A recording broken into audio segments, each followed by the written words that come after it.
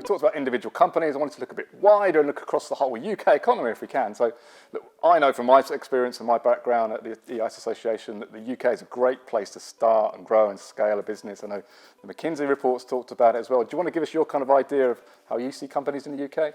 I mean, this really is a startup hub in Europe. There's no question about it. And you mentioned the McKinsey report. I feel very passionately about that report. Came out last summer, I think it was, and I've no idea why it wasn't pushed quite as, much harder in the news, because they looked at 1,000 of the top fastest growing startups in the whole of Europe. And what they saw was that 319 of those came from the UK. And when you look at the next closest country, which was Germany, 149, and then France was less than that, I think we had more than the next two on the list together.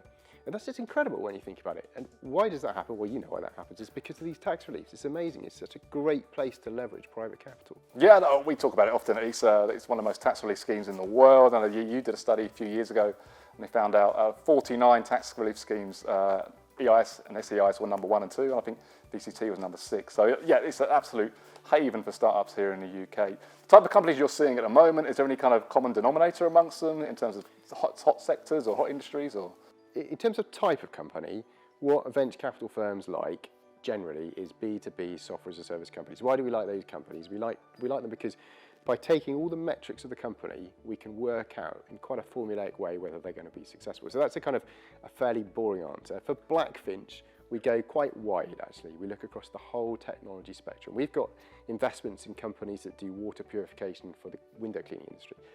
I never would have thought this existed, but an incredible business model. We've got investments in consumer electronics companies. We've got a company called Cocoon, where they've just had their sleep headphones that really help you sort of sleep with an app. Those have been voted #1 by GQ magazine. They've won a whole load of awards recently. So it really does span across many areas of technology.